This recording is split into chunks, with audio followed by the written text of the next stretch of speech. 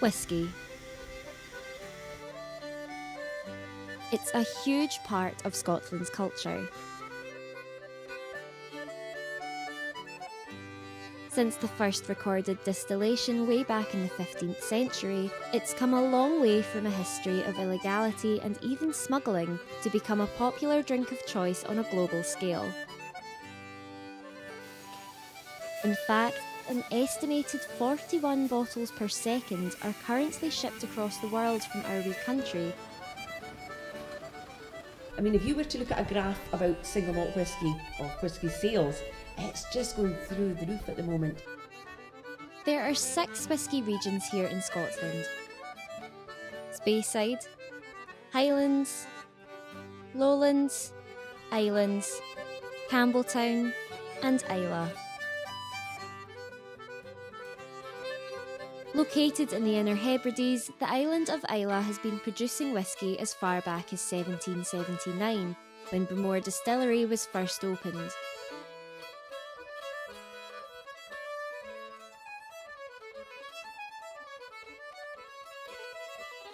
The island has been home to many distilleries over the years, and to this day, the whisky industry is still the main source of employment. Today, there are 9 operating distilleries: Ardbeg, Bowmore, Bruichladdich, Bunnahabhain, Killeela, Kilchoman, Lagavulin, Laphroaig, and as of earlier this year, Ardnahoe. The distillery was completed in April and is the island's newest in nearly 15 years.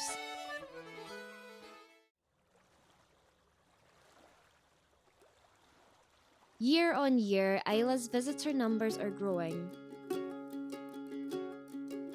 Wildlife, sandy beaches and scenic views make for an ideal break from the hustle and bustle of the city. And with a population of just over 3,000, its peacefulness attracts visitors from all over the world. Though its reputation as the Whisky Isle is what seems to draw most in.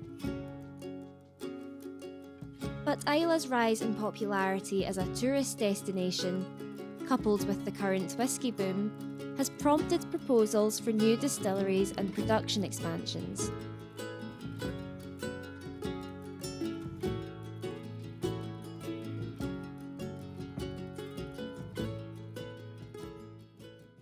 Today's one of those once-in-a-lifetime announcements. We're bringing back to life Port Ellen and Brora. These distilleries have been lost since 1983, and it's fantastic to announce we're bringing them back to life.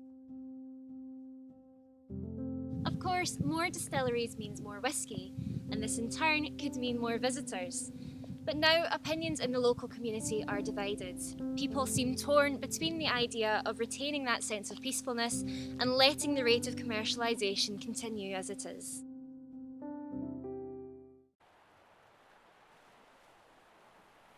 For some, the latter can only result in a positive outcome for the local economy.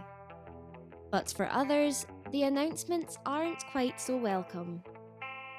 Some of us actually start to wonder why they want to build here in the first place. There's talks about having another one in Farkin.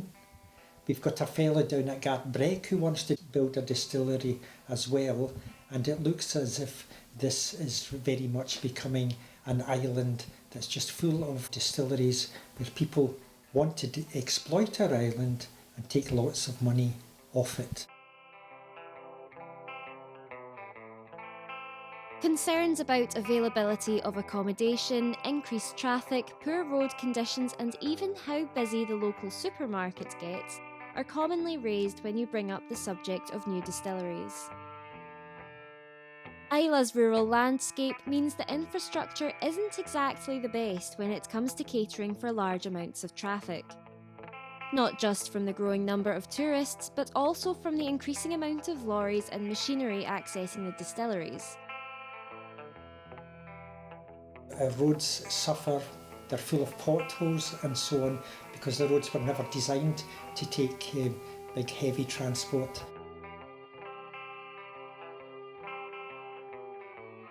An influx of tourists was traditionally seen as a problem during the summer, but it now seems to be becoming an issue throughout the year.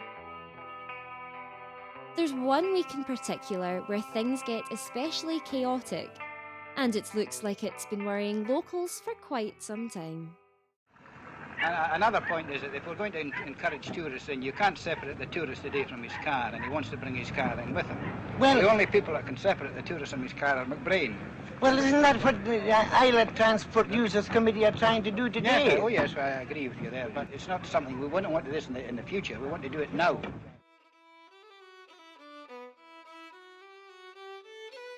The last week in May sees whisky enthusiasts travel from near and far to take part in the annual Festival of Music and Malt, or as it's known locally, Fé Síle. Islay's population almost triples. It's a big event on the calendar for everyone involved.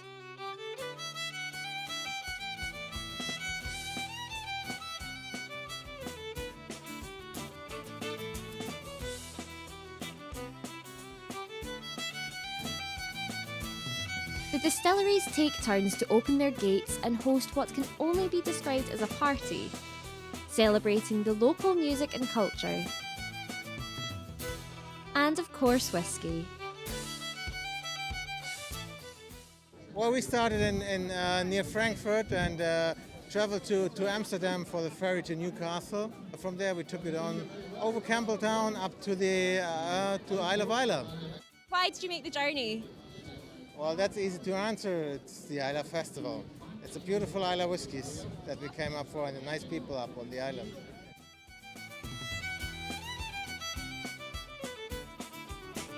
Dedicated whisky fans even take to sleeping on the streets to get their hands on the coveted face releases. Limited edition bottles sold by each distillery to mark the celebrations. Whether they're to be collected, drank or sold on, you can guarantee a lengthy queue. Fèis Week is absolutely manic. Our open day is always the first Sunday of the last week in May, and it's brilliant. It's the best day of the week, in my opinion. It's just so hectic. By the end of the week, you can't remember your own name and you sleep for the whole weekend.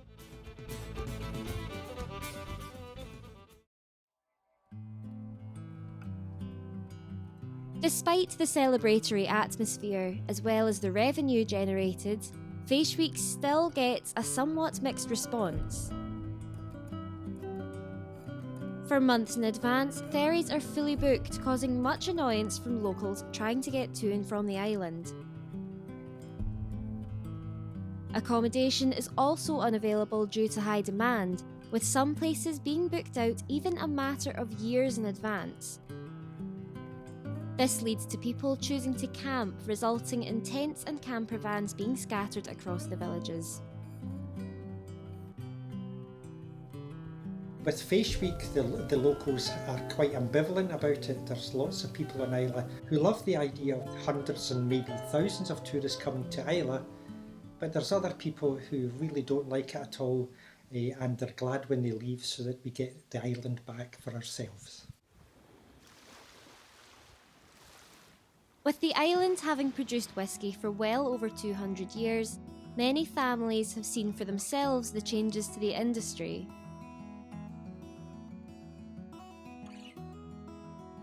Practices from days gone by are now replaced with modern-day methods. Places that once were secretive factories are now attractions. But to what extent has it changed Islay? We're from the farm, so my dad would come down for the draft. Nowadays it comes down and I shoot the draft into your trailer, but in those days it was dropped onto the ground and all us children used to have to shovel the draft into the trailer. We'd end up in the still house and we'd be playing hide and seek and Doctor Who and cowboys and Indians until whichever stillman was on would chase us children out the room. I think what's changed in a way is almost the people. I can't remember when I was a child, was there such a thing as a tourist? I can't remember. You would get all your family coming over for what we call the Glasgow Fair or the Paisley Fair. It was so rare to see a person in the middle of the winter before. Every distillery now has a lovely visitor centre. I remember Bowmore Distillery was the very first one, and that was the talk in the 1980s. I think it's lovely to see the development of what's going on in the whisky industry. Makes you very, very, very proud. I mean, I don't know how many veries I can put in that sentence. It makes you very proud to be able to stand there and say, welcome to this beautiful island.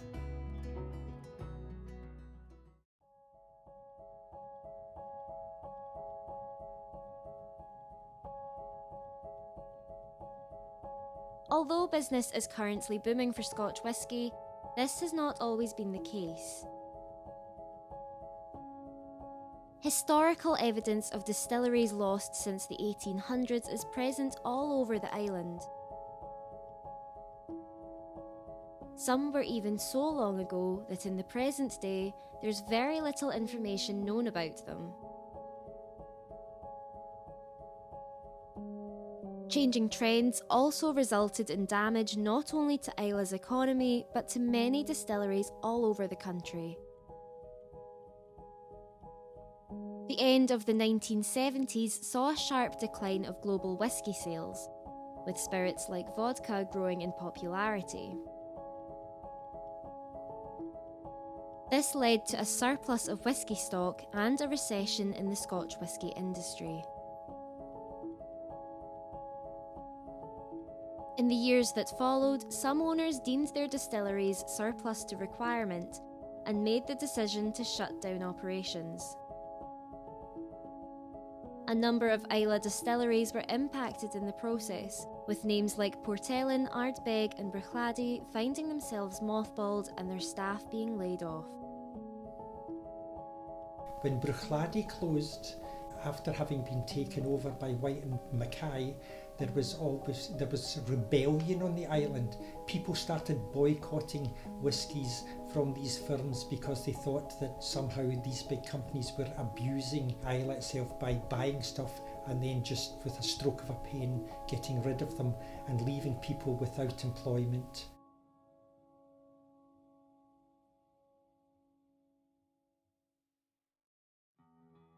With things having since picked up, the distilleries have either already been brought back to life or are in plans to do so.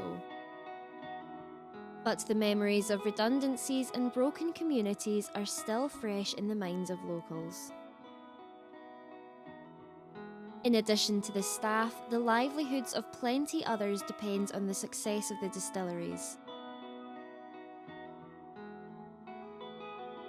Farmers are in partnerships with the distilleries to provide barley used in production. Local tour guides and taxi services get most of their business by taking visitors around the 9 distilleries. Restaurants, cafes and hotels see their busiest times during the summer months. With all this in mind, would the island cope if whisky sales were to take another catastrophic drop?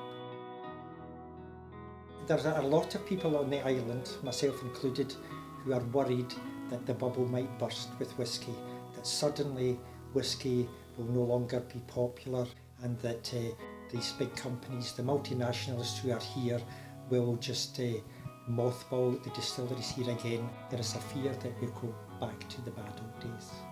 In the world, you've got to be progressive, and of course that's what we're famous for. We're progressive Hebridean distillers, and it's becoming worldwide known. We've got 9 lovely distilleries and a lot more distilleries in the pipeline.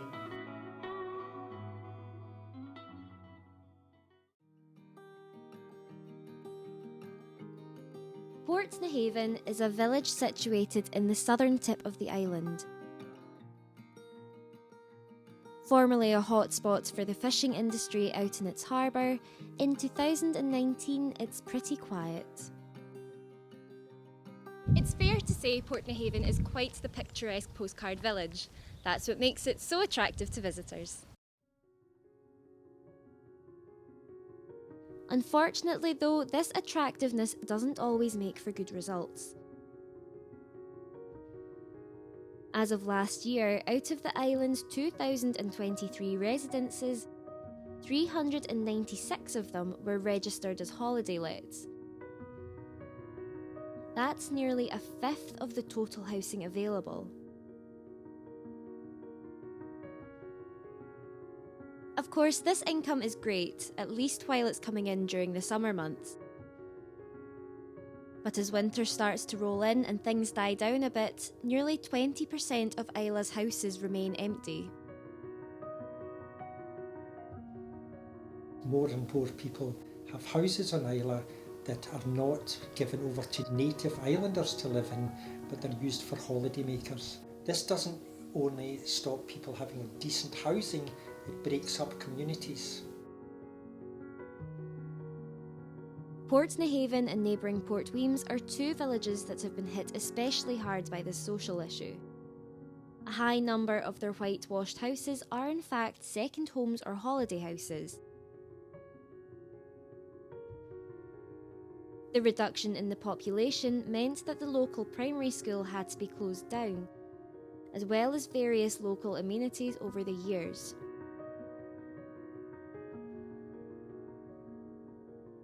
That leaves places like Portnahaven with not only an ageing population, but also with a heavy dependency on visitors returning for years to come in order to keep their village thriving. This is the same story for many of the island's smaller villages. Younger generations often feel forced to move off Islay and seek lives on the mainland upon completing secondary school. Many lost villages are reminisced upon by the older generations, reflecting on communities they grew up in only decades ago that are no more. Of course, not all the blame can be put on the distilleries, but quite often they are held responsible for the housing issues, which in turn can be attributed to depopulation.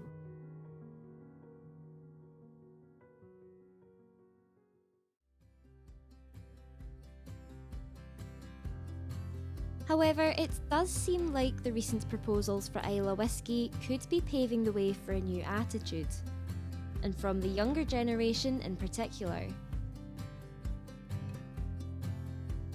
One young person it seems to have had a positive impact on is someone quite close to me.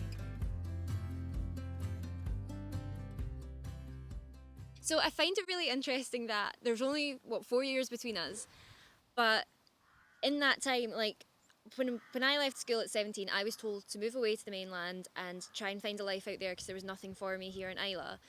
But when you left school, it was kind of all different. The whisky industry had grown a lot more, and there seems to be a lot more for young people. Is that the case, or? Yeah, the distillery I work for currently has over 100 staff members, and it's the biggest employer in the island.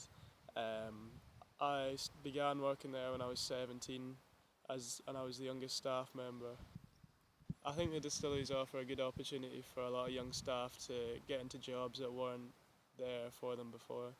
They have the opportunity to leave school and go right into jobs at the distilleries. Before, they would have been advised to go to uni or college in the mainland. Do you feel there's more young people choosing to live on Islay? Yeah, I think there's definitely a lot more young people in the island because there's a lot more jobs at distilleries for them. A lot of my friends are choosing to get jobs at distilleries and stay in the island, and a lot of them that had moved away in the past are coming back to get jobs at distilleries. It probably doesn't at the moment, but do things like the prices of houses and things worry you as a young person if you choose to remain on the island? No, housing isn't an issue for me because I still live with mum and dad.